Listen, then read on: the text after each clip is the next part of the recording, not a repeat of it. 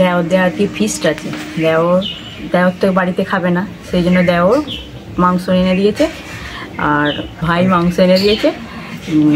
মাংস তোমার দাদা ভাইও বাড়িতে আছে। আজকে ফ্রায়েড রাইস আর মাংস রান্না হবে। আমি মাংসটা রান্না করবো, মা ফ্রায়েড রাইসটা রান্না করবে।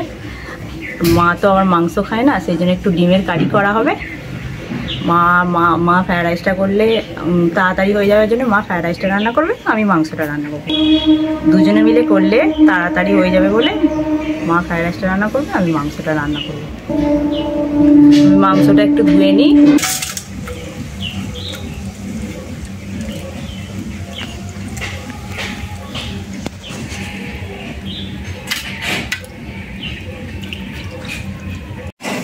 আর মাংস ধোয়া হয়ে গেছে।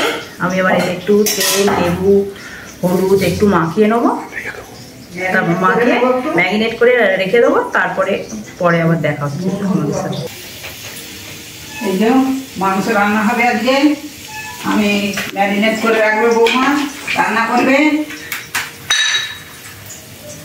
আপনারা কিরকম করে রান্না করেন কি জানি, আমাদের ম্যারিনেট করে রান্না করে রেখে দিচ্ছি। তারপরে কিছুক্ষণ পর রাখার পর তারপরে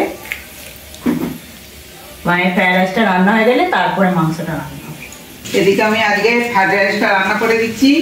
হ্যাঁ, এখন আমরা ফ্রায়েড রাইস এইভাবে রান্না করি। এই ভাতটা আগে কাজু বাদাম একটু কিশমিশ দিয়ে ভাতটা করে নিয়েছি। তারপর এই হচ্ছে গাজর দিয়ে এবার ফ্রায়েড রাইসটা রান্না হচ্ছে। আজকে মেনু ফ্রায়েড রাইস আর চিকেন কষা আর রান্না হবে।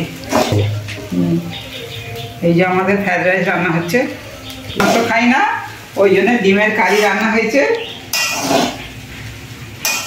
পেঁয়াজ, রসুন, টমেটো, আদা বাটা, রসুন বাটা, ধনে বাটা সব দেওয়া হয়ে গেছে, ভাজা হয়ে গেছে মশলাটা। এবার মাংসটা দিয়ে আমি মাংসটা কষবো।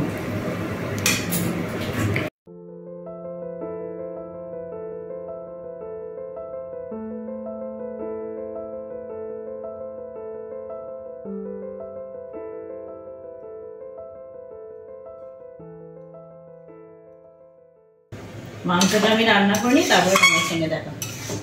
এই কফি খাওয়া দাওয়া হলো। আমার রাত্রিরে তাহলে কি রান্না হবে? আজকে আর রান্না করতে হবে না, যা মাংস টাংস আছে না, ওই মাংস ফ্রায়েড রাইস আছে, দুটো রুটি করলে ও রাত্রে সবার হয়ে যাবে আর কি। আমার অনেক রাত্রির হয়ে গেল। রুটি পুটি তৈরি করবো। ভিডিওটা এখানেই শেষ করলাম। আমার পরের দিন আবার দেখা হবে অন্য ভিডিও নিয়ে।